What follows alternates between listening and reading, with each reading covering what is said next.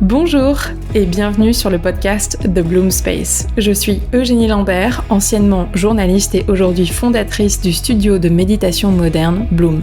Alors Bloom, c'est quoi ? D'abord un studio mais aussi une application.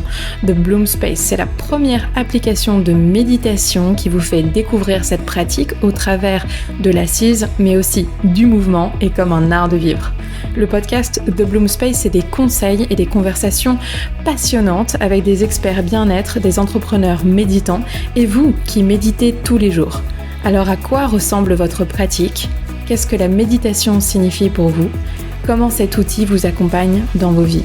Découvrons cela ensemble. Bonjour à tous et bienvenue sur le podcast The Bloom Space. Aujourd'hui, je suis ravie d'accueillir Cynthia Hayek. Bienvenue. Merci. Cynthia. Cynthia est ostéopathe, enseignante de yoga et pilates. Elle accompagne les sportifs et aussi les femmes sportives à tout moment de leur vie. J'adore cette phrase. Elle est aussi maman et comme beaucoup de femmes aujourd'hui, elle navigue entre plusieurs rôles. Son rôle d'ostéopathe et de soignante, d'accompagnante, d'entrepreneur, de mère. On va parler de tout ça ensemble. Nous allons parler du corps des femmes, du mouvement, de la santé pendant la grossesse, mais aussi du sommeil.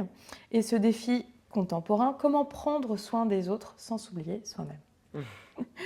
Dans cet épisode, on parlera aussi évidemment de sport, de santé. On a fait d'ailleurs une conférence ensemble, enfin c'est toi qui l'as donnée plutôt, sur le sport et santé, il n'existe pas de solution miracle, et de ce que ça signifie de trouver son équilibre dans une vie qui ne cesse de bouger.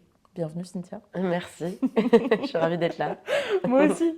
Est-ce que tu pourrais juste te présenter et nous dire qui tu es, alors bien sûr dans tes rôles professionnels, mais aussi au-delà de ça. Alors je m'appelle Cynthia, je vais bientôt avoir 38 ans là dans un mois. Génial. C'est beaucoup.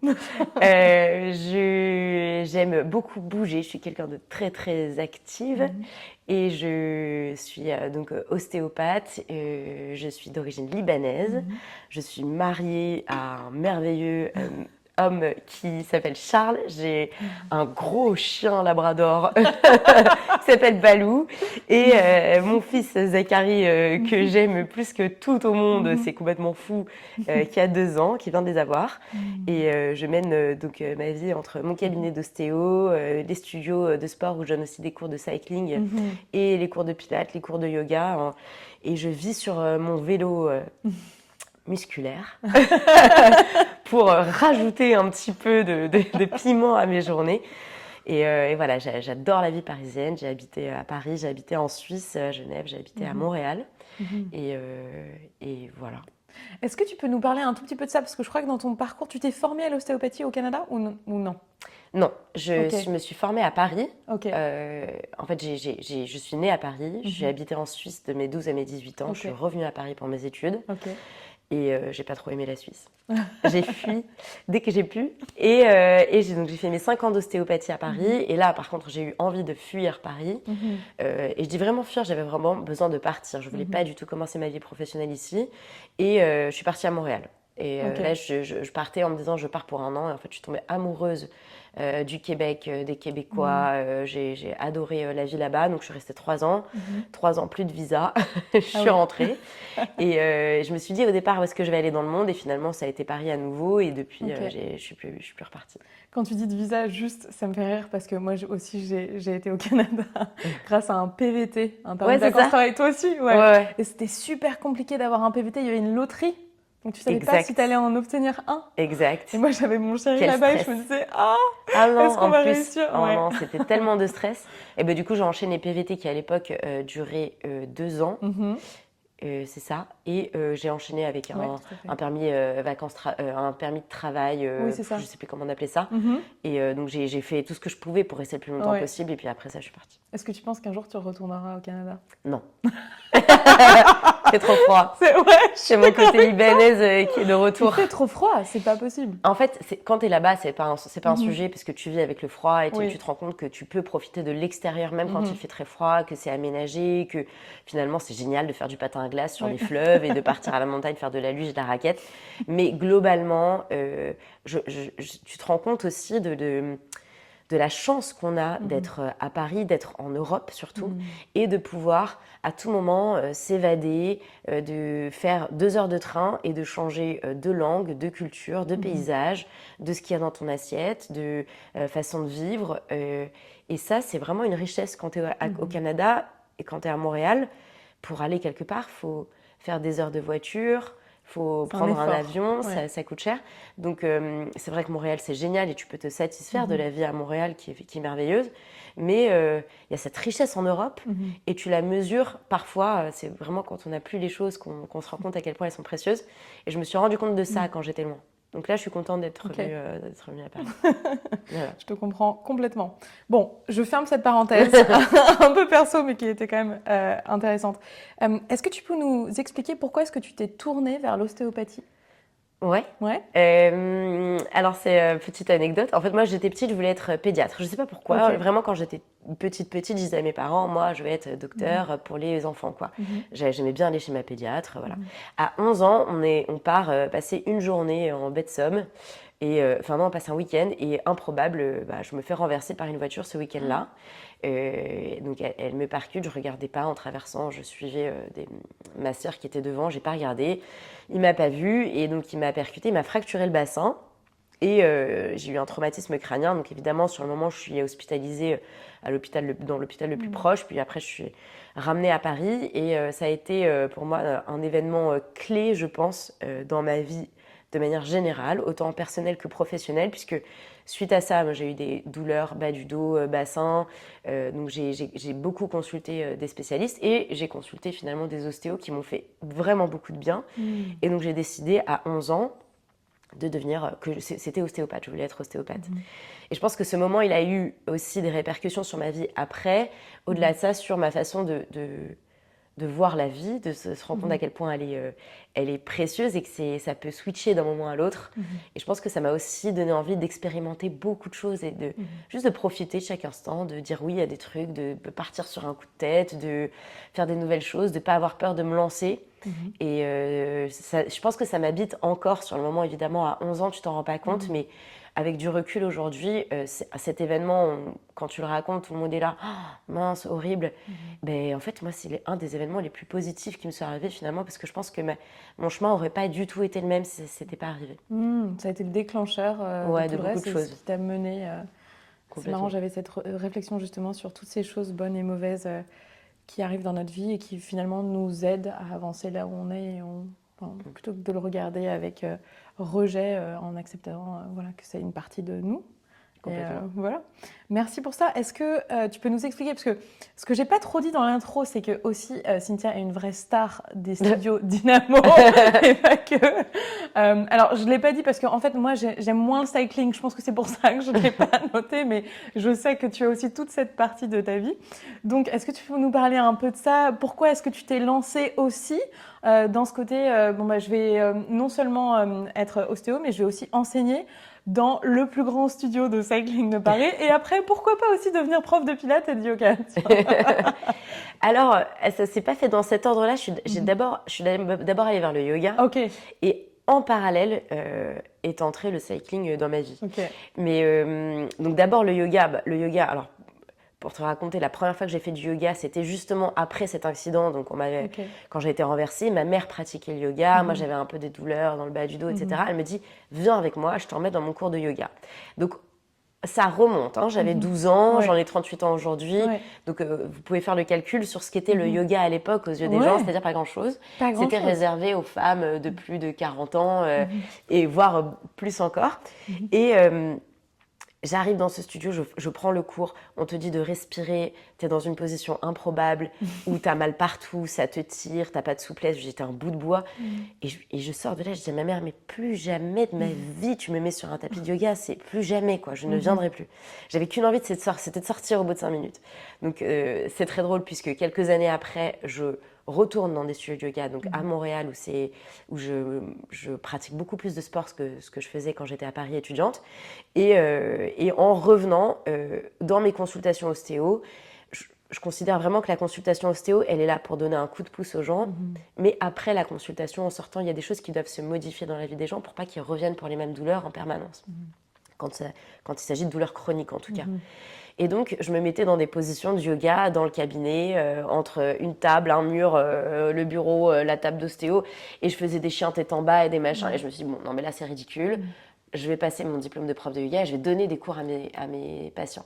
Donc, c'est comme ça qu'est entré le yoga. Et en parallèle, en parlant de santé mentale, je pratiquais la course à pied, vraiment juste sans aucune envie de performer, de m'inscrire à des courses, sans montre, sans stats. Juste, j'avais besoin de courir pour me vider la tête. Et bon, à un moment, on m'a dit, bon, il faut diminuer la course à pied, j'avais un problème de retour veineux. Et donc, je me dis, bon, faut quand même, j'ai besoin de ce truc de... Je suis, j'extériorise un truc un peu avec intensité un peu élevée. Cardio, ouais. Cardio, voilà. Et j'essaye, je vois ce truc de cycling pas loin de chez moi, je me dis, bon, allez, je vais essayer. Et évidemment, c'est fini, quoi. J'étais piquée, j'y allais tout le temps.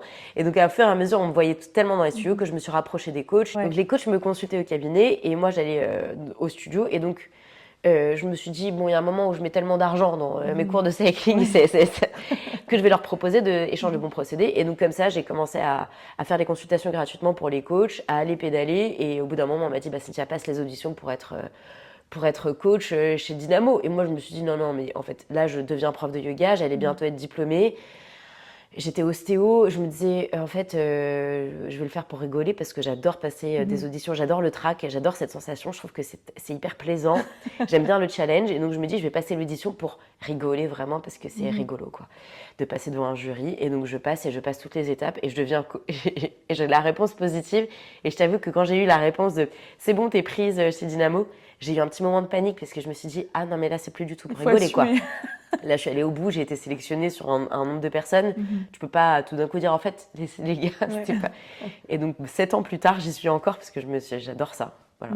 Incroyable. Voilà. Ok, super. Oh, non, mais bravo. Enfin, c'est hyper impressionnant de réussir à, je trouve, concilier toutes ces facettes de ta vie. Enfin, c'est hyper inspirant. Donc, franchement, bravo.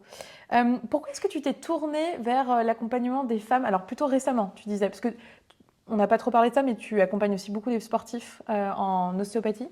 Oui. Et récemment, tu t'es tournée encore plus vers les femmes, et notamment les femmes sportives à tout moment de leur vie, comme tu le dis si joliment, et peut-être aussi un petit peu plus en pré- et post-natal. Est-ce que tu peux nous parler de ça? Oui. Alors, l'accompagnement des femmes a toujours un peu fait partie de ma vie d'ostéo, puisque quand j'étais au Canada, mes premières années de praticienne de santé, j'étais bénévole dans une maison de naissance qui accompagnait les femmes vulnérables qui subissaient des violences, qui avaient des problèmes de toxicomanie, qui n'avaient pas de papier, etc. Donc je faisais des consultations là-bas et ça a été pour moi le premier truc qui a allumé quelque chose chez moi. Je les accompagnais tout au long de leur grossesse et dans cette maison de naissance, donc elles accouchaient évidemment. Et donc j'ai travaillé avec des sages-femmes qui m'ont beaucoup appris sur la façon de vivre la grossesse, en particulier là-bas où il n'y avait pas du tout de suivi comme on a en France, très rapproché de plusieurs échographies, si tu en as envie, des échographies un peu tout le long de ta grossesse. Là-bas, il y avait vraiment une seule échographie qui était la première. Et après, elles apprenaient aux femmes à être attentives à leurs symptômes. Et ça m'a déjà beaucoup appris, et ça m'a rapproché un petit peu de ce rapport au corps que tu peux avoir, duquel en fait on est très éloigné. En fait, on nous en éloigne beaucoup, je trouve, en France, par parfois un accompagnement qui nous donne l'impression qu'on doit reposer sur des spécialistes autour de nous, des médecins, pour savoir ce qui se passe dans notre corps. Parfois, juste de se prendre le temps de se demander comment je me sens, quel est ce symptôme, est-ce que c'est habituel ou pas, où est-ce que ça se situe, à quoi ça ressemble. Je pense que cette pédagogie, elle est hyper importante. Donc déjà, là-bas, ça a allumé quelque chose chez moi. Quand je suis rentrée en France et que j'ai repris l'ostéopathie à Paris, j'ai été bénévole à la Maison des femmes de Saint-Denis, qui a son ouverture. Donc pareil, là-bas, j'avais la prise en charge des femmes, là, pas forcément en lien avec la grossesse, mais des femmes qui subissent des violences. Ça a été une riche expérience. J'ai rencontré des personnes incroyables. Et c'est vraiment au moment de ma grossesse que ce rapport entre la femme et le sport s'est réveillé.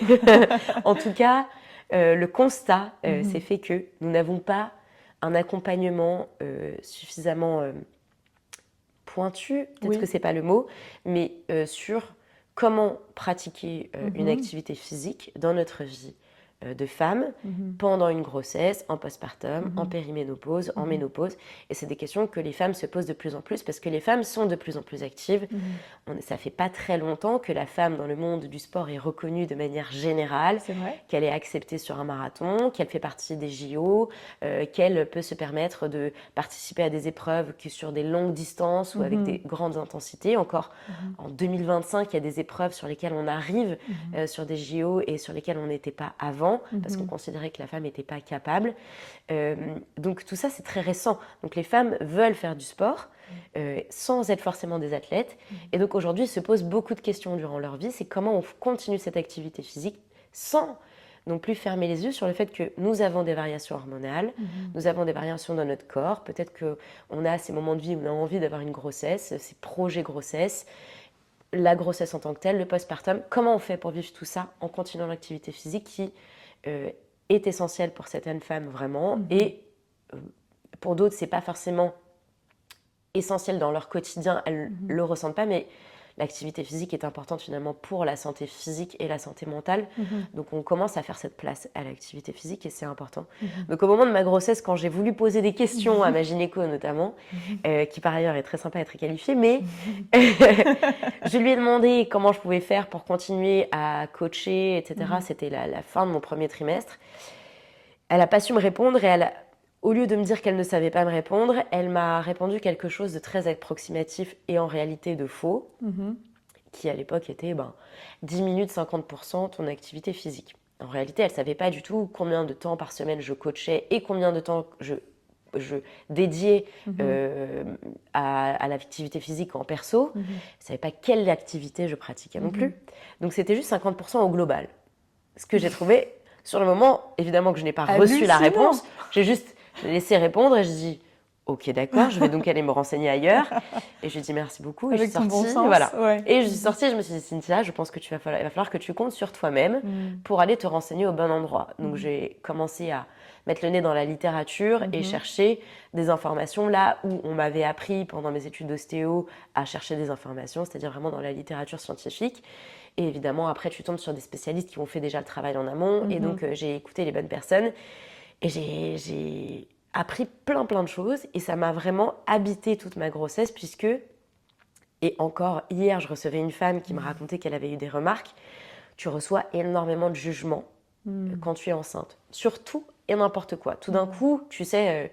toi-même tu sais, mais pendant une grossesse, on va te dire « Ah, votre ventre, on dirait que vous êtes à 7 mois, vous êtes que à 4 mois, dis donc !» Et on se permet de faire des réflexions sur ton physique, sur ta façon de mener ta vie. On m'a tout le temps demandé si j'avais des jumeaux et pas du tout. Et c'était hyper vexant. Tu te rends compte ? Ouais. Mais on m'a toujours dit « Ah, c'est sûr, c'est un garçon. » À chaque fois, c'était des filles. C'est quand même pénible. C'est quand même... franchement, c'est fou. Et même sur... Ah, comment ça, tu n'es pas encore en congé mat, mais il faudrait que tu arrêtes le travail. Et si et ça, on est vraiment sur... tout d'un coup, tu es enceinte, c'est la porte ouverte à tout le monde pour venir te faire des réflexions de la boulangère à la personne dans le métro, à les personnes de ton entourage. Vraiment des conseils non sollicités, tu vois. Et en concernant la pratique physique, comment te dire ? C'est-à-dire que tout d'un coup, tout le monde a la science et te dit ce que tu dois faire ou ne dois pas faire pendant ta grossesse. Il ne faut pas pratiquer la course à pied, surtout pas de sport d'intensité, ne fais que du yoga, surtout du yoga prénatal, pas autre chose, reste chez toi, calme-toi. Bon, sachant que moi, je suis tout le temps entre studio, mon cabinet, mon vélo, mon machin, forcément, il y avait beaucoup de choses à redire pour les gens autour de moi. Et je suis du genre à pas rester, comment dire, à pas accueillir les choses et puis les laisser glisser ou laisser les gens parler et laisser des informations comme ça circuler alors qu'elles sont fausses.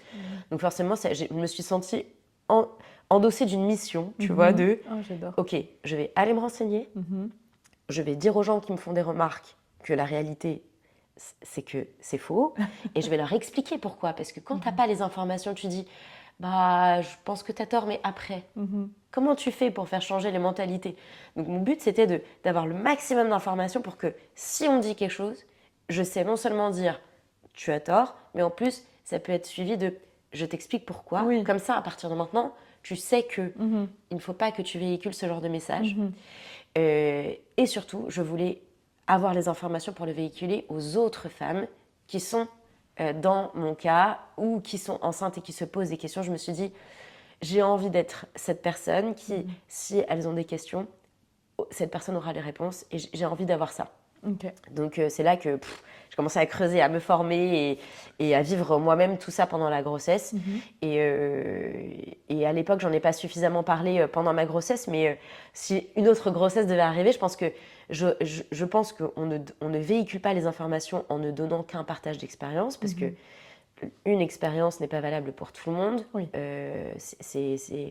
Tout le monde ne peut pas s'identifier, c'est pas valable. Mais par contre, c'est intéressant d'expliquer comment on fait, pourquoi on fait, et les femmes, elles ont besoin de ça aussi. Et qu'on peut, a priori. Exactement. Et qu'on peut Exactement, surtout qu'on peut. Et surtout qu'on peut. Et on partageait juste avant le début du podcast du fait que justement moi j'avais eu cette idée vraiment de le sport, le yoga, ok, bon ça va, mais vraiment tout ce qui a impact, attention, et j'avais aussi des choses de mon entourage où je sais pas si c'est des croyances ou des choses comme ça où on disait bah attention, il faut vraiment pas d'impact parce que peut y avoir, tu peux perdre ton bébé. Et tu m'as partagé un truc assez fou, aussi une croyance que tu as entendue là-dessus. Oui. Alors c'était à l'époque, il y a des dizaines d'années, Ouais. mais on disait aux femmes qu'il fallait pas qu'elles fassent de course à pied parce que leur utérus pouvait se décrocher. Donc je te disais que bon, aujourd'hui on a quand même fait un sacré parcours entre ce moment-là et aujourd'hui où les femmes participent à des épreuves au JO, Oui. dans les championnats, etc. Mais en concernant la grossesse, on a encore des idées reçues et on est en train gentiment de changer les choses. Mais la réalité, c'est que la recherche scientifique aujourd'hui, on est encore sur un tout petit pourcentage de la recherche qui concerne uniquement les femmes. Il y a un pourcentage de la recherche qui concerne que les hommes ou bien des populations mixtes, mais très peu de recherche concerne uniquement les femmes. Donc, on est loin de tout ça et aujourd'hui ça se développe fort heureusement et c'est très cool. Je pense que l'avenir est plutôt radieux pour les femmes, ça va prendre du temps. Mais oui, il y a encore pas mal d'idées sur notamment l'impact, comme tu dis, les sports à intensité. Forcément, la recherche, quand tu dis, bon, bah, il nous faut une population de femmes enceintes qu'on va mettre à faire des sports à haute intensité, alors qu'on a encore peu d'informations là-dessus, c'est pas des recherches qui sont évidentes à mettre en place. Mais petit à petit, on commence à avancer, on se rend compte que l'impact n'a aucun impact sur la continuation de la grossesse, qu'on peut pratiquer tous les sports. Évidemment qu'il y a des choses auxquelles on fait attention. On ne va pas monter sur des fréquences cardiaques qui sont trop élevées et on parle de plus de 90% de la fréquence cardiaque maximum. Donc on est sur une fréquence cardiaque qui est quand même très élevée, haute, bien sûr. Donc en réalité, la plupart des femmes qui font du sport récréatif, eh ben, en fait, elles peuvent continuer leur activité physique. Mais il y a des symptômes auxquels il faut faire attention et c'est ce genre de symptômes que je donne, en fait, en tout cas je les cite à mes patientes pour qu'elles soient capables d'avoir les repères, d'avoir les outils. En fait, si toi, tu pratiques une activité et on t'a dit ce à quoi tu dois faire attention, tout d'un coup, tu te sens beaucoup plus confortable, plus en confiance. Quand même, une grossesse, quand c'est une première surtout, tu sais pas ce qui t'arrive, quoi. C'est un point d'intégration géant. Mais oui, tout est nouveau. L'alimentation, le truc, est-ce que c'est safe si je respire cette air-là, une huile essentielle, enfin tu vois, plein de questions. Évidemment, tout. Et puis plus on a d'informations et plus on se sent perdu parfois. Donc tu vois, on te dit, ah bah écoute ton corps. Mais mon corps, il est dans un état, je ne l'ai jamais vu comme ça. Donc, ni vu, ni ressenti, ni quoi que ce soit. Enfin, tout est nouveau, donc donnez-moi des billes un petit peu.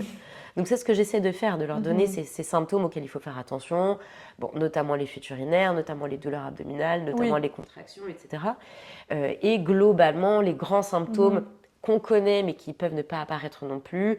Donc notamment sur le premier trimestre, en général, on est vraiment très fatigué. Ça concerne vraiment la quasi-totalité, en tout cas une grande majorité des femmes. Pour certaines, il va y avoir des nausées, des vomissements, etc. Donc évidemment, tu ne vas pas lui dire bah, « vas-y, continue de sortir tes 15 km en running 3 fois par semaine alors que tu es crevé ». Non, il y a des choses auxquelles il faut bien sûr faire attention, qui changent. Et donc, une fois que tu leur expliques ça, ça les rassure. Et elles sentent qu'elles ont le pouvoir sur un corps qui leur appartient, une grossesse qui leur appartient. Et chaque grossesse est singulière. On ne peut pas généraliser non plus. Donc, ça fait du bien, en fait, ça rassure. Et c'est important, très ça. intéressant ce que tu dis là, parce que je trouve que moi, personnellement, j'ai ressenti une forme de perte de contrôle pendant la grossesse. Donc, c'est très intéressant que tu dises ça, parce que reprendre un peu le contrôle aussi, évidemment, il y a plein de choses qu'on ne peut pas contrôler. Tu peux pas du tout contrôler comment est ton bébé, par exemple, ou choisir ses attributs, ou il n'y a pas de catalogue voilà, qui existe. Bah tiens, je me mets avec un œil vert ici, un œil jaune à gauche, ou voilà. Donc, non, donc ça, tu ne contrôles pas, et en même temps, tu te sens hyper responsable. Donc, je sais que ma psy dit que la culpabilité est un poison, mais c'est vrai. Je pense que de se dire, oh là là, si je fais ça, est-ce que ça va impacter? Bon, voilà, peut-être qu'on va en parler juste après, mais la santé mentale aussi de la femme, et notamment de la femme enceinte, en prénatal, c'est hyper important. Et la santé de la maman aussi, après, c'est hyper important. Et moi, j'ai souvent ce sentiment de culpabilité quand je dis à mes enfants, bah là, maman, elle est revenue pour déposer son sac, mais maman, elle repart faire 1 heure de sport parce que c'est super important.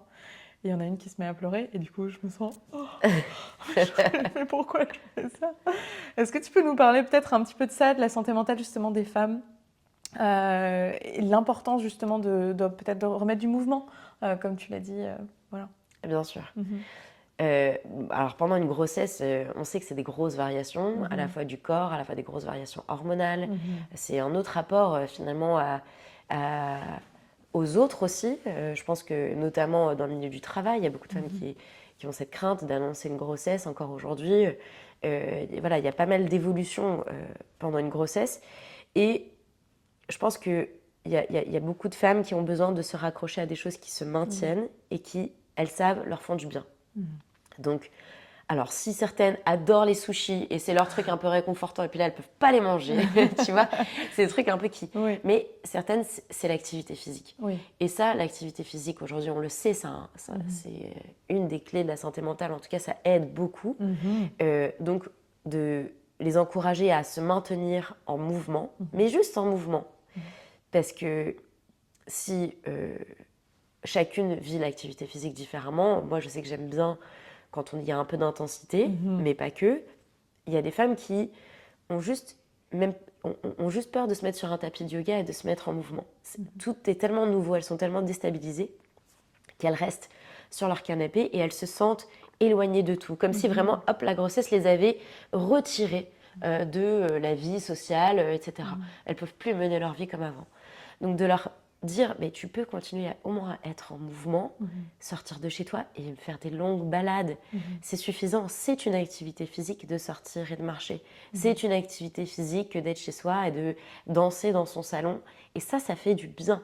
Sans aller chercher à faire du sport et de la performance, ce qu'on ne cherche plus du tout pendant une grossesse, par exemple. Vraiment, on n'est plus là pour la perf. On est là pour se faire du bien. Et aujourd'hui, on sait aussi que tu te mets en mouvement, tu te fais du bien à toi, tu fais du bien à ton bébé. Et tu mets aussi les chances de ton côté pour bien vivre la grossesse, bien vivre l'accouchement et bien vivre le postpartum. Et ça, je le mentionne vraiment à toutes les femmes qui viennent me voir au cabinet. N'oubliez pas que votre corps existe après la grossesse et après l'accouchement. Parce que souvent, quand tu es enceinte, on te parle grossesse, grossesse, grossesse, 3e trimestre, accouchement, accouchement, accouchement, accouchement, accouchement. Mais après ça, on te parle de l'alimentation du bébé, du bain du bébé, du sommeil du bébé. Mais on ne te parle pas de ton corps. Jamais. On ne te parle jamais de ton corps. On te parle un petit peu de, n'oubliez pas de bien vous reposer, votre couple, etc. Mais on ne parle pas suffisamment du corps et du rapport au corps. Et ça, c'est vraiment super important. Et le retour à l'activité physique en postpartum va contribuer à la fois à se faire du bien physiquement, à se faire du bien à la tête. Voilà, mais moi, ça a été vraiment essentiel, vraiment pour après. Et surtout à retrouver des sensations, tu vois.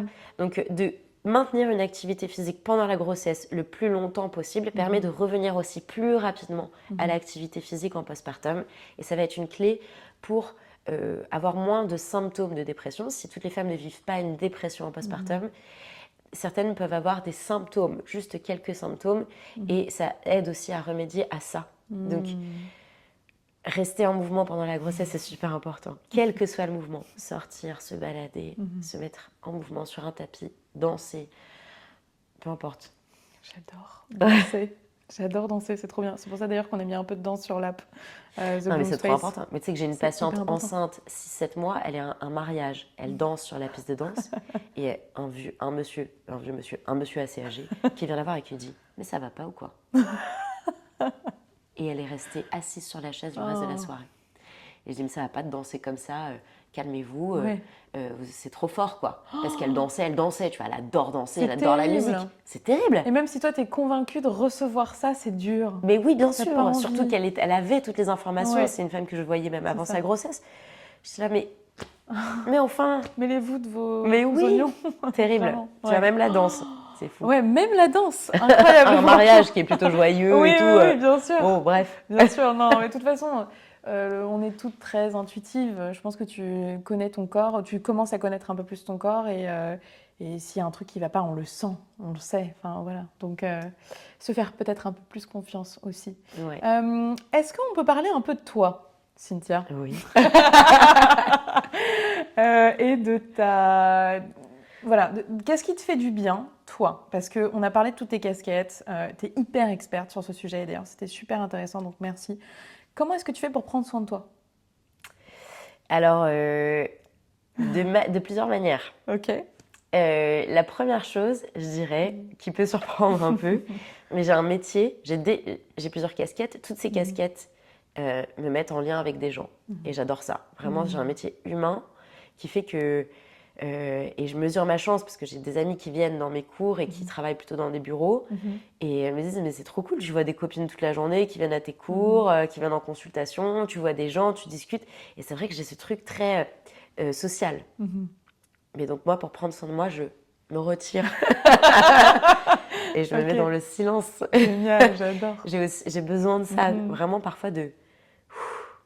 Voilà, je vais faire une balade avec mon mec, mon fils, mais je vais aller faire une balade dans le bois. Et pour moi, d'être dans le silence, de ne pas être dans le chaos de la ville et les discussions, etc. Parfois, j'ai juste besoin de me balader, respirer et revenir au silence. Ça me fait énormément de bien. Dans la même vibe un peu, j'ai besoin de sport, mais de sport pour moi. Parce qu'il y a beaucoup de gens aussi qui te disent, mais trop bien, toi, dans tous les cas, le sport c'est ton métier, donc tu fais du sport toute la journée, c'est trop cool. C'est pas pareil que d'enseigner et de pratiquer un sport pour soi. Quand tu enseignes, tu dois penser à ce que tu dois dire, tu parles en permanence, tu anticipes, tu prépares les cours, tu regardes les gens. Donc c'est pas du tout la même chose que de faire du sport et débrancher le cerveau. Ce qui pour moi me fait vraiment de bien, notamment la course à pied. Le yoga me fait aussi énormément de bien pour ça. Donc si je devais vraiment faire quelque chose pour me faire du bien, c'est yoga ou course à pied. Course à pied aussi pour le rapport à la nature. Parce que ça, c'est sûrement la troisième chose, c'est que être dehors. Voilà, être dehors. Et pourtant, quand j'étais plus jeune, j'étais plutôt citadine qu'autre chose. Mais j'aime beaucoup partir en forêt, à la montagne l'été. Je suis pas très hiver, je suis quand même libanaise dans l'âme. Donc J'adore la montagne l'hiver, pas trop, mais l'été, c'est génial. Donc très rando, grosse balade, enfin la randonnée, c'est le thème de nos vacances en général avec mon mec. T'as pas des stations de ski au Liban? Il y a des stations de ski au ouais, Liban. tout à fait. Tout à fait. Tu fais des randos l'été, tu skis l'hiver. Ouais. Et c'est pas les plus longues pistes que tu vas trouver, mais en tout cas c'est super sympa le ski au Liban. Trop bien. Tu vois la mer depuis ta piste. Incroyable. Quel bonheur. Au Québec, tu peux skier en voyant le Saint-Laurent. Mais par contre, il fait moins 60 degrés. Exactement. Voilà. Raison pour laquelle je n'y suis pas allée. Voilà, c'est ça. Raison pour laquelle j'ai décidé de partir.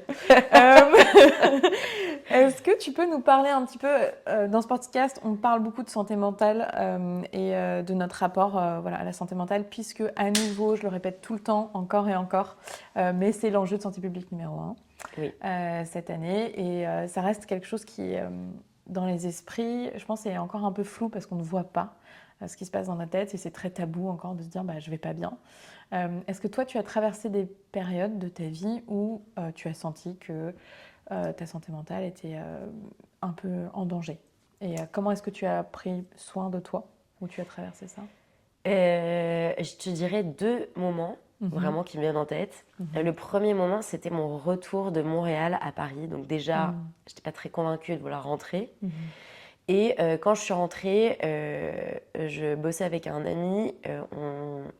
On animait des conférences dans les entreprises sur la santé en général, l'hygiène de vie. Et j'ai adoré ça, mais ça nécessitait un gros travail de bureau parce que je formais les ostéopathes à enseigner partout en France, donc on se déplaçait beaucoup. Mais donc je faisais le recrutement, je les formais, je créais les supports de formation, donc il y avait beaucoup d'écrans. Ça ne m'allait pas du tout. Au départ, c'était très stimulant, surtout que c'est super parce que tu vas dans des espaces de travail et donc toi qui es ostéo, tu rencontres les gens dans des milieux où ils vivent. Toi, tu les vois au cabinet, tu ne sais pas trop à quoi ça ressemble. Tu n'as jamais été salarié, tu n'as jamais été en entreprise. Donc, en fait, tu réalises beaucoup de choses. C'est extrêmement enrichissant. J'ai adoré ça. Mais j'ai trouvé la limite de ce travail de bureau qui, au bout d'un moment, en fait, c'était trop pour moi. Et j'ai compris un petit peu aussi ce que c'était de travailler en bureau et de se sentir submergée. Et ça ne correspondait pas du tout à ce que j'avais envie de faire. Donc la solution a été simple, entre guillemets, c'est que moi je l'ai vu arriver, je l'ai vraiment ressenti, ce truc de j'arrive plus. Mais c'est là que j'ai juste arrêté. Et je me suis dit, j'ai plus envie de ça. Et c'est là que j'ai fait ma formation de prof de yoga parce que je me suis dit, j'étais toujours ostéopathe en cabinet aussi en parallèle et je me suis dit non mais j'ai plus envie de ça, par contre j'ai envie d'autre chose. Et je me suis permise d'arrêter, d'aller faire ma formation de prof en parallèle du cabinet, d'intégrer les cours à mon agenda. Et je pense que ça c'est une chance que j'ai, c'est de me dire que c'est pas grave si je fais pas un truc dans ma vie. Si je suis une slasheuse ou si j'ai plusieurs casquettes, je pense que ça participe grandement à mon équilibre et à ma santé mentale parce que je me sens pas enfermée dans quelque chose. Je sais qu'à tout moment, si je n'ai plus envie d'être ostéopathe, je ne serai plus ostéopathe. À tout moment, si je veux arrêter de donner des cours, j'arrêterai de donner des cours. D'ailleurs, je viens d'annoncer que pour l'instant, je ne donne plus de cours de yoga. J'ai envie de vraiment me consacrer aux pratiques que j'ai autres, c'est-à-dire le pilates, le fitness fonctionnel. J'ai envie aussi de beaucoup transmettre aux femmes tout ce que j'ai appris et de me former davantage. Notamment sur périménopause, ménopause, c'est un autre sujet. Génial. Enfin, c'est toujours le même sujet, mais c'est hyper vaste. Et donc, je pense que ça m'a permis de sortir la tête de l'eau. Et depuis, je sais que s'il y a un truc que je vais arrêter, je l'arrête en fait. Quand tu m'as posé la question, tu peux te présenter, je t'ai pas dit en premier lieu, je suis ostéopathe. Je pense que le travail ne nous définit pas. Je n'aime pas répondre à cette question par mon métier. Je pense que je ne suis pas mon métier, que le métier participe à ce que je suis. Mais ce n'est pas, je ne suis pas limitée à mon métier. Donc, j'aime pas trop donner ça en premier lieu dans ma description.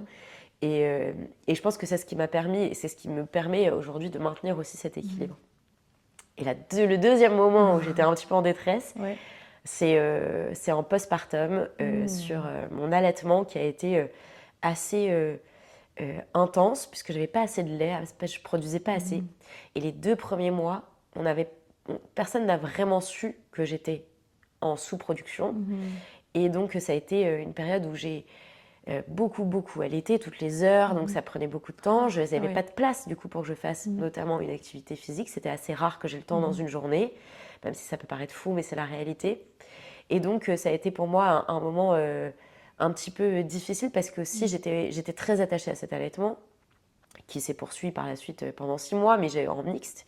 Mais j'ai aussi vu les limites de la prise en charge sur l'allaitement. Je pense qu'il y a aussi beaucoup de choses à apprendre sur l'allaitement. J'ai la chance d'avoir une amie à côté de moi qui s'appelle Charlotte Bergerot, qui anime un podcast qui s'appelle Milkshaker sur l'allaitement, qui m'a beaucoup aidée. Mais ça a été la deuxième période. Et ça a été le moment où j'ai senti ce besoin d'être entourée de femmes. C'est ce que je dis toujours. Je dis cette période de préconception, grossesse, postpartum, ça éveille quelque chose, je trouve, dans le féminisme qui habite la femme parfois. Ça éveille un truc très fort. On a envie d'être avec les femmes, quoi. Sororité, on a envie de se soutenir les unes les autres, d'être présentes les unes les autres pour les autres. Ce village, pour moi, il était constitué en majorité de femmes. Et Et donc, c'est beau. ça aussi qui m'a sorti de ça, c'est le partage d'expérience. Et t'inquiète, moi, j'ai vu telle personne, et ça aide beaucoup, quoi. Sortir de la solitude. Oui, complètement. On parle beaucoup de ça en ce moment. Je trouve que c'est une période où en fait tu te retrouves vraiment très seule. Pour ma première fille, j'ai ressenti énormément de solitude. Oui. Et j'en voulais presque aux autres de pas m'aider, mais en fait c'était à moi juste d'essayer de trouver des solutions pour moi-même et aussi d'envoyer des messages en disant bah, j'ai peut-être besoin d'aide ici, est-ce que tu peux venir ou est-ce que tu peux m'aider. Mais ouais, non, sortir de je vais embêter les autres ou voilà, non. En fait, on a besoin, on est des animaux sociaux, on a besoin d'être au contact des autres, et notamment des femmes, et d'apprendre des femmes. Surtout, je trouve, de nos mères et nos grands-mères qui ont souvent raison sur beaucoup de choses. Mais aussi, heureusement et malheureusement. Mais tu peux pas rester avec tes questions dans une situation que tu connais pas, tu vois. Donc aussi d'avoir des femmes autour de toi qui sont passées par là ou peut-être qu'ils sont pas passés par là mais qui peuvent t'aider autrement, peut-être qu'en répondant à tes questions mais en te donnant un soutien sur d'autres choses. Ça, c'est essentiel. Ouais. Est-ce qu'on peut parler un peu de sommeil? Parce qu'il y a une personne sur 3 sur la planète qui a des problèmes de sommeil. Ah, j'avais pas ce chiffre. Ce chiffre est énorme. Ah ouais. Ça peut être des problèmes pas, mais je l'avais pour t'endormir. Ah ouais. Ça peut être des problèmes où justement tu as un sommeil trop léger, où tu te réveilles d'insomnie. Une personne sur 3, c'est quand même énorme. C'est fou. Donc, est-ce que tu peux nous parler un petit peu voilà, de ce que tu observes, peut-être dans ton cabinet ou même voilà, avec les femmes quel est ton constat sur le sommeil et quelles sont les solutions pour prendre soin de son sommeil? Alors moi, je t'avoue que le sommeil, c'est une question qui est systématique dans mon interrogatoire de début de consultation. Mes patients le savent, c'est-à-dire que peu importe le motif pour lequel tu viens, tu as mal au genou, je vais te demander comment ça va ton sommeil. Ça fait partie de ma routine d'interrogatoire parce que pour moi, ça reflète beaucoup de choses. Et ça a un impact aussi sur tes douleurs. Donc, je suis à la fois surprise par ce chiffre et en même temps, bon, oui, si je regarde, probablement que dans mes patients, on n'est pas loin, on n'est pas loin de ça, tu vois. Donc, est-ce que vous avez des problèmes d'endormissement? Est-ce que vous avez des réveils nocturnes? Et est-ce que quand vous vous réveillez, vous vous sentez reposé? Parce que parfois, tu peux dormir toute la nuit, pas avoir de problème pour t'endormir, et pour autant, te réveiller, t'es épuisé. Donc, c'est faussement réparateur. Donc, c'est effectivement ce truc de tu vas pas dans le sommeil profond. Ça a un impact sur ta capacité à te régénérer. Il se passe beaucoup de choses pendant la nuit qui sont essentielles pour régénérer les cellules. Donc ça va être super important. Ça a un impact sur la santé mentale en général. Ça va avoir un impact sur ta façon de gérer les contraintes du quotidien. Est-ce que tu seras ton système immunitaire? Il y a plein de choses qui dépendent de ce sommeil. C'est la clé de tellement de choses. Et on en parle pas mal aux sportifs. Oui. Mais je trouve qu'on n'en parle pas suffisamment aux tout venants, tu vois, de dire, mais toi qui ne fais pas de sport, mais qui a un travail prenant, comment tu dors? Et c'est ça très manque. intéressant. Je fais juste une parenthèse là-dessus parce que moi j'adore le basket, j'ai joué au basket longtemps et j'ai regardé tout un documentaire sur LeBron James et il dit que son secret numéro 1 c'est le sommeil. Bien sûr. Mais qu'il adore dormir et qu'il dort tout le temps et qu'en fait c'est la clé de son succès. J'ai repassé ce passage en boucle en me disant mais c'est pas possible, il y a autre chose. Évidemment il y a autre chose aussi, mais c'est LeBron James. Mais quand même, le sommeil, la clé de tout, de ta santé mentale, de tes hormones, de voilà. Ah oui, mais complètement. Je ferme la parenthèse. Mais... Complètement. Et après, je pense que je vais rien t'apprendre si je te dis qu'aujourd'hui on a un rythme de vie qui n'est pas en faveur d'un sommeil de qualité, notamment à cause de nos vies professionnelles, en tout cas parisiens, parisiennes, c'est chaud. Enfin, moi, je vais demander à quelqu'un, ok, vous dormez pas très bien, vous dormez à quelle heure? Mais moi, je suis choquée de voir le nombre de personnes qui se couchent après minuit. Oh. C'est fou. C'est vrai ça? Ah mais c'est dingue. Et je suis là, déjà, je pense qu'on pourrait jouer un petit peu là-dessus. Mais ça paraît de monter l'Everest pour quelqu'un de se coucher à 20 minuit. Écoutez, je peux pas, parce que moi, je finis le travail, il est 20h, 20h30, le temps de rentrer chez moi, de manger et de faire un truc pour me faire plaisir, c'est-à-dire me mettre devant un écran, concrètement. Et après, voilà, c'est le temps de tomber dans le sommeil, ça me prend du temps. Donc oui, avant minuit et demi, 1h, ça n'existe pas. c'est très difficile de convaincre les gens que ça va avoir un gros impact. Parce qu'on n'en parle pas suffisamment, on n'a pas suffisamment les connaissances, on leur dit pas suffisamment ça, tu vois. Chez le généraliste, en fait. Oui, bien sûr. Pour moi, c'est basique. Oui. C'est essentiel, quoi. Tout comme la digestion, je pose la question à chaque fois. Tu as mal à la cheville, je vais te demander comment tu digères. Ça rentre, il y a toujours ces deux questions qui sont là. Et pour les femmes, les hormones. Mais donc, déjà, c'est de revoir les horaires à l'heure à laquelle tu t'endors. Qu'est-ce que tu fais avant de dormir? Est-ce que tu regardes un écran ou pas? Ça, c'est des choses qu'on connaît déjà bien. Cette semaine, j'avais une femme qui me disait, il y avait un sujet au niveau de ses hormones, et elle me dit, je vais courir 3 fois par semaine, etc. Je fais du sport. Et je dis, mais à quel moment de la journée vous faites votre sport? Ça, c'est intéressant. Ouais. Voilà. Mais le sport à intensité. Parce que si tu me dis, je fais un yoga doux le soir, ok. Elle me dit, je vais courir le soir, exclusivement en semaine. Je dis, mais c'est à quelle heure le soir? C'est à 21h. Ah oui. D'accord. Okay. Donc là, c'est pas compatible. Je dis pas qu'il faut absolument pas le faire, que c'est très grave, mais quand on a une recherche de retrouver un équilibre hormonal, un équilibre de sommeil, c'est pas le bon moment pour faire un sport d'intensité, donc on va essayer de le placer ailleurs. Au mieux le matin, sinon à midi, et malheureusement, avec nos rythmes de vie, c'est pas toujours facile pour tout le monde de placer le sport le matin ou à midi. Et donc on y va le soir, et quand on finit tard le boulot, c'est vite vu. Et puis après tu rentres et tu manges et tu digères, donc tu vas pas t'endormir tout de suite. Donc en fait, c'est déjà de revoir des petites choses comme ça qui peuvent avoir un impact sur la qualité de notre sommeil. Donc le sport le soir, déjà ça active le système nerveux. 2, ça fait chauffer le corps, on augmente la température corporelle, qu'il faut ramener ensuite à une température basique qui est pas toujours facile à retrouver, donc ça prend du temps. Donc ce sport d'intensité, on va le mettre le matin, et puis le soir on peut se mettre en mouvement, mais sur quelque chose qui va pas stimuler autant, qui va pas nous faire monter en température autant, donc quelque chose de plutôt doux. Et voilà, toutes les routines avant le sommeil, de respiration, calmer le système nerveux pour pouvoir s'endormir, avoir un sommeil de qualité. Et pour les personnes qui se réveillent dans la nuit, je leur conseille toujours des exercices de respiration, de ne pas regarder leur écran, de ne pas regarder l'heure sur leur écran, de ne pas avoir ce truc un peu anxiogène de dire oh, il est 4h, mais alors du coup si je me réveille 6h30, donc ça me laisse 2h30, mais ça veut dire ok, donc ça veut dire qu'il faut que je dorme, mais là le temps que je me rendorme, mais là attends, mais il est quelle heure? Ça fait déjà un quart d'heure que j'y pense. C'est horrible, c'est hyper stressant, et donc voilà. Après, il y a plein de petites astuces aussi, de choses qu'on peut utiliser, des huiles pour mieux dormir. Et les montres aussi, tu sais, tout ce qui peut un peu te dire ah là là, t'as un sommeil pourri, et ben en fait, je trouve que c'est encore plus anxiogène. Enfin, il y a tout ce sujet de la longévité qui est the sujet en ce moment. Tout le monde parle de la longévité, c'est super, c'est top.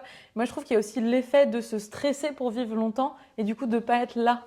Maintenant, grave. Tu vois ce que je veux dire? Je suis complètement d'accord avec toi. Je déteste. C'est fou, j'en peux plus. Sur les montres, moi je dis toujours aux gens, bon, alors vous me lâchez la montre. Alors, je suis désolée mon amour. Je vais prendre un exemple. Mais il met sa montre pour dormir. Et le matin, c'est un des premiers trucs qu'il fait, c'est qu'il regarde comment était son sommeil. C'est que moi, mon mec, il ronfle pas mal. Moi aussi. Et il fait parfois un peu d'apnée. Et donc je sais très bien qu'il n'a pas très bien dormi. Et parfois, il est fatigué dans la journée, donc je dis, ok, pendant 2 secondes, arrête de regarder le compte-rendu, parce que déjà, je ne suis pas sûre que ce soit très fiable. Et 2, juste pose-toi la question, comment tu te sens là? Tu te réveilles, tu ouvres les yeux, tu es fatigué, tu te remettrais bien 2 heures? Ou tu es là, tu es bien dispo, et c'est bon, on part pour la journée. C'est aussi simple que ça. Est-ce que tu t'es réveillé cette nuit? À quelle heure tu as dormi? En fait, c'est juste ça, déjà. Si on apprenait, on n'était pas dépendant de ce compte rendu sur la montre, mais c'est difficile. On est hyper dépendant. On est hyper dépendant parce qu'on a envie de savoir ce qui se passe. Alors moi j'avoue, j'ai une vieille Apple Watch que j'ai depuis je crois 9 ans. Et elle marche encore hyper bien, c'était les premiers modèles, donc je pense qu'il n'y avait pas encore l'obsolescence programmée. Mais néanmoins, elle m'a envoyé une notif, là, parce que je me suis vachement remise au sport, c'est... Pas au port, pardon, mais au sport, c'est bien semaine. Tout envie de rire. Et elle m'a envoyé une notif, là, il y a quelques jours, pour me dire que j'avais a priori une meilleure santé cardiovasculaire et que mon rythme cardiaque avait baissé lorsque je marchais vite. Donc j'étais hyper fière de moi. Trop bien. Donc, bon, après, voilà, je regarde pas toutes mes stats tout le temps, juste je l'active, tu vois, quand ce soir. Alors, j'ai booké un cours intensif ce soir. Mais c'est à 18h45, donc c'est pas trop tard et c'est le seul de la semaine. Mais non, mais je prends tous tes conseils pour le sommeil parce que je trouve aussi qu'en vieillissant, même si on n'est pas très vieille, voilà, Ça change. c'est comment dire, ça devient un petit peu plus un sujet. J'ai parfois un peu plus de mal à m'endormir. C'est moins facile D'accord. qu'avant. Ouais, complètement. Moi, la maternité, ça m'a tout changé. À la maternité, ça t'a tout changé? Bah oui, Ah parce oui, que ton cerveau change. mon cerveau change. Mhm, Et aussi, je me couchais très tôt avant mhm, d'avoir Zachary. Mais depuis qu'il est là, j'ai plus de mal à me coucher tôt. mhm, Alors, je me couche jamais après minuit. Enfin, moi, pour moi, c'est mhm. impossible. Déjà, si je vois 23 heures sur la montre, Oui, moi aussi, je suis en ça me stress. paraît Oui. voilà, assez tard. Mais je me rends compte que ben, si mon fils me réveille très tôt, Mhm, bah, je suis pas non plus pas du tout capable de fonctionner dans ma journée, mhm, ce qui me paraissait impossible avant. mhm, Vraiment, c'était 22h30 dodo, réveil 7h, je suis vraiment mhm, du matin, donc je me réveillais 7h, ça m'allait pour aller faire mhm, mon sport et tout le matin, je suis mhm, vraiment du matin pour le sport. Mais aujourd'hui, c'est vrai qu'avec le temps, mhm, et je pense aussi que la maternité a eu un impact, j'ai tendance à dormir moins d'heures. mhm. Mais la réalité, c'est que je sais que je suis fonctionnelle la journée, mais je vois la qualité de mon attention et le niveau de mon énergie qui décline dans la journée. Ça, je le ressens beaucoup plus Mhm, qu'avant. Donc, je pense que ça reste tout de même mhm, euh, sur le compte du sommeil, mhm, et je pense que le temps aussi mhm. change pas mal les Oui. choses. Puis tu as 14 journées dans une journée, hein. Quand tu as un enfant, voilà, il faut gérer beaucoup plus de choses aussi, Oui, donc tu as une oui. disponibilité, enfin la charge mentale, elle a Mhm. forcément un impact aussi là-dessus. Mais c'est vrai que ça évolue pas mal avec le temps. Ouais, et j'ai lu aussi qu'il y avait un phénomène pour notre génération, alors surtout celles qui sont mères, le soir, c'est ce qu'ils appellent le revengegram, un truc comme ça, où en gros, tu passes 1 heure à scroller sur Instagram non-stop ou sur TikTok ou peu importe la plateforme que tu utilises, parce que tu as loupé plein de trucs dans ta journée, parce que tu as bossé, parce que tu t'es occupé de tes enfants, et donc du coup, tu as eu zéro temps pour toi, et donc ton revenge, c'est de regarder les réseaux sociaux, mais sans t'arrêter, tu vois. Ah ouais, Et ça fait flipper. Et c'est c'est vrai flippant. que je me suis retrouvée 2, 3 fois dans ce truc-là, où tout d'un coup, tu te mets à scroller, et quand tu te rends compte que tu es en train de scroller, mais que tu erres dans un espace-temps terrible, tu perds un temps de dingue, tu te dis, mais non, je veux pas faire ça, quoi. Donc Ouais, j'essaye vraiment de pas le faire. Et c'est pas facile, on doit lutter contre tout ce que la société et ce qui est dans l'air du temps en ce moment nous met devant nous. ouais, complètement, Donc ça, c'est compliqué. J'ai complètement. 2 petites questions pour toi. La première, on n'a pas parlé trop de méditation, mais en fait, on s'est rencontrés ensemble quand tu avais fait un cours de méditation avec moi, je crois. Oui, Et tu connaissais peut-être déjà Bloom, je sais plus. j'étais jamais allée, T'étais jamais mais j'avais allée? entendu parler. Ok. Et donc j'ai découvert avec toi et après j'étais venue au studio. Ouais. Ok. C'est ça. Est-ce que tu peux me dire ce que t'apporte peut-être la méditation si t'en fais un petit peu? Voilà. Qu'est-ce que ça représente pour toi? Alors je fais pas de méditation. Mhm. Alors ça dépend quel type de méditation sûrement. Uh-huh. Mais je fais pas de méditation où je suis statique, Oui, les yeux fermés. Mais pour moi, le sport est une sorte de méditation active. tout à C'est-à-dire fait. si je vais courir, je vais parfois pas mettre d'écouteurs, juste aller courir, respirer. Et ça me fait beaucoup de bien. Mhm. J'ai en tout cas l'impression que ça m'apporte les mêmes bénéfices. Et même quand je suis sur mon vélo, tu vois, en train de me balader, parfois je regarde juste autour de moi. Déjà, je me dis que Paris est une ville merveilleuse, Mhm. très stressante. Moi aussi, Mais je me dis ça, j'adore. franchement, moi, je prends Tellement les quais à beau. chaque fois. Je me dis, Ouais. mais s'il te plaît, je me lasse pas de voir cette vue à chaque fois, les péniches, la Tour Eiffel et tout. Je me dis, mais c'est incroyable. Et, euh, et ça, je pense que ça m'aide. En tout cas, Mhm. à chaque fois que je suis sur mon vélo, je sors des stimulations. J'ai pas mon téléphone, j'ai pas mes écouteurs. Mhm. Et j'ai l'impression que ça me donne ces bénéfices comme de la méditation. Mais c'est vrai que je médite pas en tant que... Je m'assois pas en me disant, je consacre 10 minutes à de la méditation. Mhm. Mais en fait, c'est ça aussi la méditation. Ouais, Et c'est ce que j'essaie de faire comprendre avec Bloom, c'est qu'on a cette idée de la méditation qui est statique. Et évidemment, si on veut aller plus loin en méditation, c'est hyper important de méditer de manière statique parce qu'en fait, tu trouves même du mouvement dans l'immobilité. Enfin, c'est hyper intéressant. Et ça te challenge aussi sur le fait d'être en silence, dans un monde de bruit ou les silences intérieurs. Bon, c'est génial. Mais en effet, tu peux pratiquer en mouvement. Et tu es sûrement dans cet état de pleine conscience sans même le savoir ou voilà, quand tu es vraiment dans ce que tu fais, quand tu es dans l'instant présent, tu es en train de méditer en fait. ouais, C'est une forme de méditation. Tu n'es pas sur d'autres distractions. Donc oui, tu médites si tu veux. ouais. J'adore. Et c'est ce que je disais souvent, c'est que Ouais. pendant l'allaitement, je méditais pas mal, tu vois. Ouais. Ah bah voilà. Allaitement, quand il était au sein, je me disais, mais en fait, quand t'allaites, bah, alors sauf si tu prends un Mhm. téléphone et que tu... Mhm.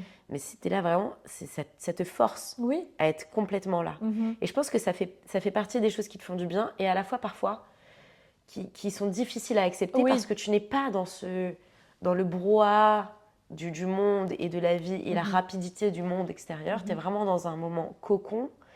Mais et parfois tu te dis, oh, j'ai l'impression que je sais pas si j'ai envie d'être là, Ouais. complètement là, ou si Ouais. j'ai envie d'être dans ce truc à 1000 à l'heure. Mhm. Donc ça a été à la fois hyper bénéfique parce que j'ai adoré ces moments-là et Ouais. ça m'a mis... Parfois je me disais, ah mais en fait c'est ça la vie là les amis, qu'est-ce que vous avez Mhm. tous là à vous agiter, calmez-vous. Enfin voilà, c'est aussi simple que ça. Ouais. Et parfois tu as des frustrations où tu es là, oh mais allez, j'ai envie de bouger, je pense au passé, je suis dans le futur, tu vois, donc qu'est-ce que je vais Ouais, faire bien après sûr. ça? Et t'es pas vraiment là. Ouais. Exactement. Ok, donc 2 dernières questions pour toi. Ça y est, tu viens d'être nommée ministre de la Santé. Ah, incroyable. Je te donne une baguette magique. Ouais. Voilà. Et avec cette baguette, qu'est-ce que tu mets en place? Alors je pense que, waouh, c'est une super question.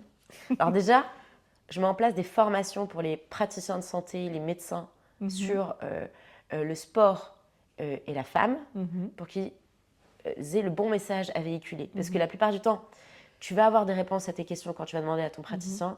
Par contre, la réponse ne sera pas la bonne. Pas parce qu'ils ne veulent pas te donner la bonne réponse, parce qu'ils l'ont pas. Ils ne sont pas formés et ok, on comprend. Donc, je pense que je mets ça en place. Mhm. Des formations gratuites et puis un peu poussées pour que ce soit presque obligatoire. J'adore. Ok. Génial. Ouais. Mhm. Déjà ça. Ensuite, je vais valoriser le sport dans les écoles. Mhm. Parce que moi, je détestais le sport à Oui. l'école. Je détestais ça, mais bon, c'était encore... Bon, j'ai Ma 38 fille ans, donc déteste c'est... le sport à l'école en ce Ah moment. ouais? Ouais, c'est compliqué. Est-ce que c'est parce qu'elle n'aime pas le sport en question qui est proposé? Parce que moi, c'était ça. Hein. Bah oui, ils lui refont faire des tours d'un... Ah, l'enfer. Ouais, Ouais, c'est s'il pas te plaît. possible. S'il Faut te pas plaît. faire ça. S'il te plaît. Ah, c'était mon angoisse. Je détestais courir à l'école. Bah voilà. Vraiment, maintenant, j'adore En plus, ils courir. courent en jean. Enfin, tu vois, ils savent pas trop quel jour de la semaine ils vont faire Mais du non. sport. Ok. Oui, donc voilà, le sport à l'école. Je pense, mais proposer plusieurs sports, Oui. peut-être des rencontres aussi avec des sportifs, Oui. des sportifs qui parlent un petit peu du sport et les faire rêver un petit peu là-dessus, Ouais. c'est hyper important. Et de proposer peut-être, je sais pas, aux femmes des activités physiques en pré, postpartum, qui sont peut-être des activités qui sont gratuites. On n'a pas toute la possibilité, notamment en postpartum. Tu vois, il y a beaucoup de femmes qui posent la question, qu'est-ce que je peux faire, qu'est-ce que je peux pas faire.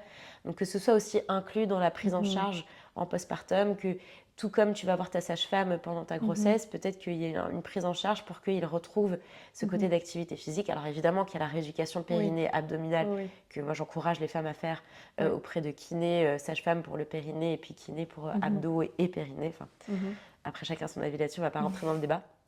Mais peut-être ça. Après, il y a plein d'idées qui peuvent m'arriver. Ouais. Génial ta question. J'étais pas prête à avoir le pouvoir là. Je sais. J'irai jamais en politique, c'est pas mon truc. Mais si t'es nommée ministre de la Santé, ouais. c'est parti quoi.